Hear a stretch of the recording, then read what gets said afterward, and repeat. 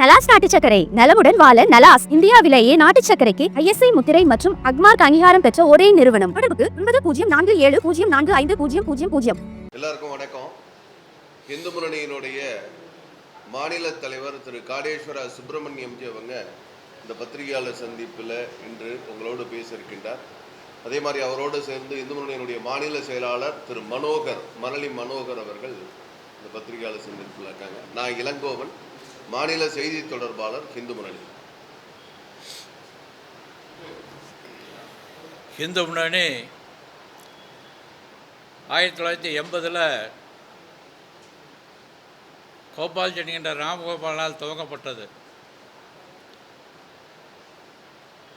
83 ஒரு விநாயகர் வைத்து விநாயகர் ஊர்வலமானது நடத்தப்பட்டது. கடந்த 43 ஆண்டுகளாக படிப்படியாக போன ஆண்டு 1.5 லட்சம் இடங்களில் விநாயகர் வச்சுருந்தாங்க. இந்த வருஷம் 1.5லேருந்து அதிகமான இடத்துல வைக்கணும் அப்படிங்கிறதுக்கான ஒரு முயற்சியான ஏற்பாடு நடந்துகிட்ருக்குது. சின்ன சின்ன பிள்ளையார்கள் வீடுகளில் போன ஆண்டு 15 லட்சம் இடங்களில் வீடுகள் வச்சுருந்தாங்க. இந்த ஆண்டு அதிகப்படுத்தணுங்கிறதுக்காக இந்து அன்னையர் முன்னணி அவங்க வேலை செஞ்சிட்ருக்காங்க. ஒவ்வொரு ஆண்டும் பல்வேறு வகையில் இந்த அரசாங்கமானது தொடர்ந்து தடை செஞ்சிட்ருக்காங்க, இடைஞ்சல் கொடுத்துட்ருக்காங்க. நடத்தக்கூடாது, இவ்வளோ உயரம் வைக்கணும் இப்படி சொல்லிகிட்ருக்காங்க. அதை மீறி மக்கள் மத்தியில் இந்துக்கள் ஒரு ஒற்றுமையோடு இந்த விநாயகர் சதுர்த்தியானது பிரமாண்டமாக நடந்து கொண்டிருக்கின்றது. இந்த அரசாங்கமானது ரம்ஜானுக்கு அரிசி கொடுக்குறாங்க, ஏதோ நிகழ்ச்சிகள்லாம் இலவசமாக கொடுக்குறாங்க. நாம் ஹிந்து மண் சார்பில் என்ன கேட்குறோம் அப்படின்னா, எல்லாத்துக்கும் விநாயகர் வாங்கி தரணும் இந்த அரசாங்கம்.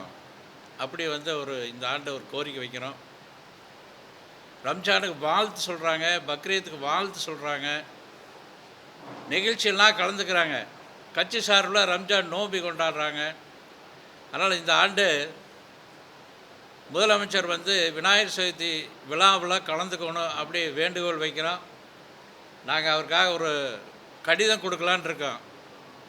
அவர் வர சொல்லி நேரம் கொடுத்தாருன்னு நாம் அவங்கள சந்தித்து அவரை நேரடியாக அழைப்புதல் கொடுக்கலான் இருக்கோம். ஆனால் தொடர்ந்து போன மாநாட்டுக்கே கேட்டிருந்து அவர் அனுமதி கொடுக்கல. இப்போ கொடுப்பாரான்னு தெரியல. அதனால் அது கொடுக்கலாம் அப்படிங்கிற யோசனையில் இருக்கோம். நீங்கள் எதாவது கேட்கணும் அப்படின்னா எப்படிங்க?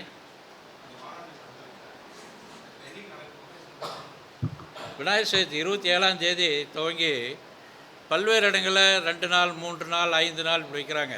சென்னையில் 31ஆம் தேதி 5 நாள் வைத்து 31ஆம் தேதி சென்னையில் நடக்குது. சென்னைக்கு முதலமைச்சர் வந்தாரும் நல்லா இருக்குங்கிறது எங்களுடைய விருப்பம். ஒவ்வொரு ஊரில் ஒரு மாதிரி 3 நாள் வைப்பாங்க, 4 நாள் வைக்கிறாங்க, 5 நாள் வைக்கிறாங்க. பல்வேறு கலை நிகழ்ச்சிகள்லாம் இருக்காங்க. பல்வேறு அரசியல் சார்ந்தவர்கள் கலந்துக்கிறாங்க. கலைத்துறையில் இருக்கக்கூடிய பல்வேறு கலைத்துறை பிரமுகர்கள்லாம் கலந்துக்கிறாங்க. இந்த ஆண்டு அதிகமான இடங்களில் வைக்கிறதுக்கான ஒரு முயற்சி நடந்துட்டு 31ஆம் தேதி மாநாடு இல்லை, விநாயகர் சதுர்த்தி விழா ஆண்டாண்டு நடந்துகிட்ருக்குது. முருகன் மாநாட்டு கூப்பிட்டு அவர் வரல. அதாவது அவர் நேரடியாக உங்களுக்கு அழைத்தல் தரேன்னு சொல்லி கேட்டிருந்தா, கடிதம் அனுப்பிச்சிருந்தா கூப்பிடல. எங்கள் சாமி எங்கள் கடவுள் நாமே, நம்ம சாமி நம்ம கடவுள் நாமே காப்பாற்ற வேண்டும் அப்படிங்கிற தலைப்பில் இந்த ஆண்டு இந்த விநாயகர் சதுர்த்தியானது இருக்கின்றது.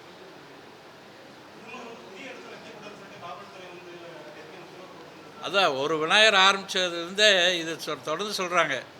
2 அரசாங்கம் சரி, அதிமுகவும் சரி திமுகவும் சரி, 2 பேர் தொடர்ந்து இதுதான் சொல்லிகிட்ருக்காங்க.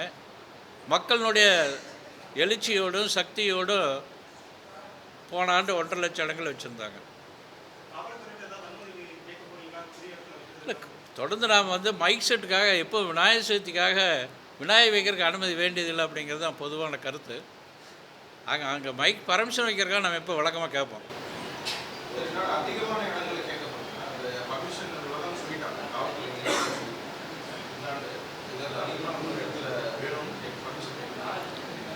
இல்லை, நிறைய இடங்களில் புதுசு புதுசாக வந்து குடியேறுறாங்க. அவங்க ஒரு விநாயகர் வைக்கணுங்கிறாங்க. சில இடங்களில் சிறுவர்கள்லாம் சேர்ந்து ஒரு விநாயகர் வைக்கணுங்கிறாங்க. அதேமாதிரி ஒவ்வொரு ஆண்டு வைக்கிறதுக்கான எண்ணிக்கை அதிகம் ஆகிட்டு இருக்குது. அந்த இடங்கள்லாம் வைக்கிறதுக்காக நம்ம எந்த இடத்துல வைக்கிறோங்கிற தகவல் அவங்களுக்கு சொல்லுவோம். அனுமதிக்காத இடத்துல வைக்கக்கூடாதுன்னு சொல்லியிருக்காங்க. அந்த மாதிரி அனுமதி இல்லாமல் அனுமதி ஏன் வைக்க வேண்டாங்கிறது தான் நம்முடைய தொடர்ந்து கேள்வியாக இருக்குது. தொடர்ந்து சொல்லிட்டு இருக்காங்க. இது வந்து ஒரு ஆண்டு அந்த மாதிரி இல்லை, தொடர்ந்து சொல்லிட்டு இருக்காங்க. ஏன் வேண்டாம், என்ன பிரச்சனை அப்படிங்கிறது தான் நம்முடைய கேள்வியாக இருக்குது. கடந்த 10 ஆண்டுகளுக்கு முன்னாடி நிறைய இடத்துல விநாயகர் சிலைகள் வைப்பாங்க. இப்போ வந்து அது குறைஞ்சி இருக்குன்னு நினைக்கிறீங்களா? அதுக்கு என்ன காரணம்னு நினைக்கிறீங்க? அப்படி ஒன்றும் விநாயகர் குறையில்லை, அதிகமாக இருக்குது. விநாயகர் வந்து ஒவ்வொரு ஆண்டும் அதிகமாகிட்டு இருக்கொள்ளி எங்கேயும் குறையில. மதுரையில் முருகன் மாநாடு, முருக பக்தர்கள் மாநாடு நடத்துவீங்க. அந்த மாதிரி அடுத்தது ஏதாவது மாநாடு நடத்துறீங்க? பொதுவாக இந்து முன்னணி 5 ஆண்டுக்கு ஒரு தடவை மாநில மாநாடு நடத்துவோம். இந்த ஆண்டு வந்து முருகபக்தருடைய மாநாடு நடத்தணும். இனி அது சதமாக மாநில நிர்வாகக் குழுவில் அதை பற்றி பேசணும். அடுத்த எப்போ நடத்துறது என்ன அப்படின்னு யோசிச்சோம். பல்வேறு நிகழ்ச்சி தொடர்ந்து நடந்துகிட்ருக்குது. இப்போ அன்னையர் முன்னணி இப்போ ஆடி மாதம் ஆடி வெள்ளி மஞ்சள் நீர் அவசரம் தமிழ்நாடு பூரா நடத்துகிறாங்க. பெண்களுக்காக பண்பாடு கலாச்சாரம் இந்த சம்மந்தமாக இதுக்காக நடத்துகிறோம். அது மாதிரி பல்வேறு நிகழ்ச்சி தொடர்ந்து நடந்துகிட்ருக்கோம். மாநாடுங்கிறது நம்ம நிர்வாகக்குழுவில் பேசி எப்போ நடத்தலாம்னு முடிவு பண்ணுவோம். கேரளா ஸ்டோரி படத்துக்கு தேசிய விருது அறிவிச்சிருக்காங்க. அதுக்கு எதிர்கட்சிகள் தரப்புல இருந்து எதிர்ப்பு தெரிவிக்கிறாங்க. அதை பற்றி உங்களுடைய இல்லை, இது ஆட்சி பொறுக்கு ஒன்றும் இல்லை. அவங்க வந்து கண்டிப்பாக வந்து கேரளா ஸ்டோரிக்கு எதிர்ப்பு தெரிவிப்பாங்க. இந்து முன்னணி அதை வரவேற்கின்றது, பாராட்டுகின்றது.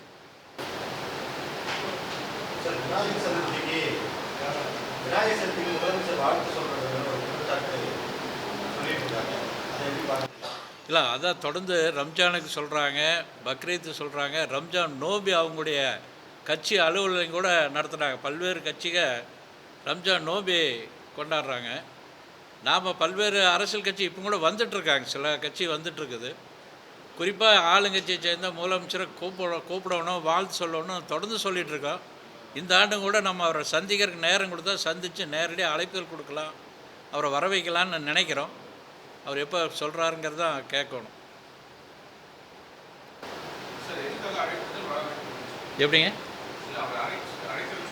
நிகழ்ச்சி கலந்துக்கணும், விநாயகர் சதுர்த்தியினுடைய நிகழ்ச்சியில் வந்து வரணும்.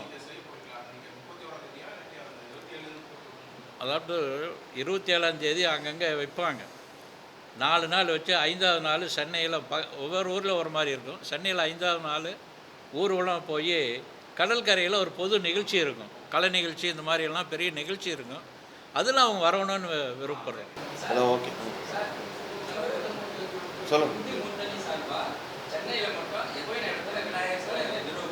5500 இடங்களில் சென்னை மாநகரில் வைக்கிறோம். தமிழகம் முழுவதும் 1.5 லட்சம் போன தடவை வச்சுருந்தோம். இந்த ஆண்டு அதிகம் ஆகுன்னு எதிர்பார்க்குறோம். நடந்துகிட்ருக்கு, தொடர்ந்து இவங்க எதிர்ப்பு இருந்துகிட்டு இருக்குது. தொடர்ந்து நாம் நடத்திட்டுருக்கோம்.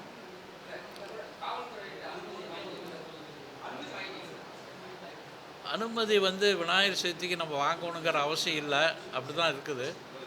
அங்கே வந்து மைக் வைக்கிறக்காக கேட்போம், ஏதாவது நிகழ்ச்சிகள் நடத்துது மைக் செட் வைக்கிறக்காக கேட்போம்.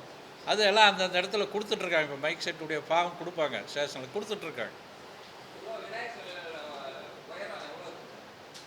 அதெல்லாம் சொல்லிட்டேன், கேட்கலன்ட்டேன். கோர்ட்டை சொல்லிட்டேன், அதெல்லாம் கேட்கக்கூட வரமில்லன்ட்டாங்க. போலீஸ் சொல்லிகிட்டே இருப்பாங்க, 3 அடி வச்சா போதும், 5 அடி வச்சா போதும்பாங்க. இப்போ அதெல்லாம் கேட்குறது இல்லை, நிறுத்திட்டாங்க.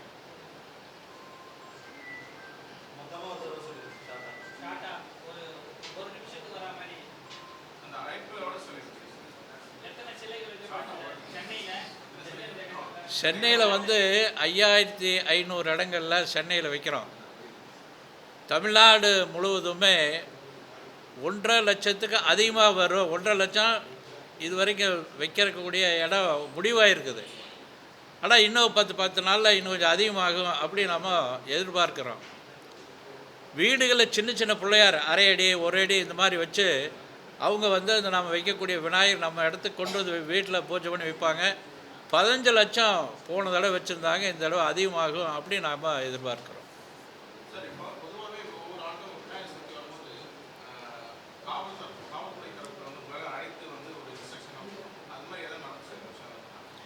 அப்படி ஏதாவது நடத்தாமல் இது எப்படி தடுக்கலாம் அப்படிங்கிறதுக்கான பல்வேறு கோரிக்கை கொடுப்பாங்க. எத்தனையோ பேர் நம்ம மாநாடு நடத்துகிறாங்க. போன தடவை நம்முடைய முருக பக்தர் மாநாட்டுக்கு கூட நிறைய கேள்வி கேட்டிருந்தாங்க. அப்போ அங்கே நீதிபதி கேட்டார், இது எல்லா கட்சிக்கும் இந்த கேள்வி கேட்குறீங்களா அப்படின்னு கேட்டார். அப்போ அவனால் பதில் சொல்ல முடியல. அது மாதிரி இந்த நிகழ்ச்சியை தடை பண்ணணும், நடத்தக்கூடாதுங்கிறக்காக பல்வேறு கண்டிஷன் போடுவாங்க. நாம் எது சரியான கண்டிஷன் இருக்கோ அதெல்லாம் ஒத்துக்குவோம். நிகழ்ச்சி நடந்துகிட்ருக்கோம்.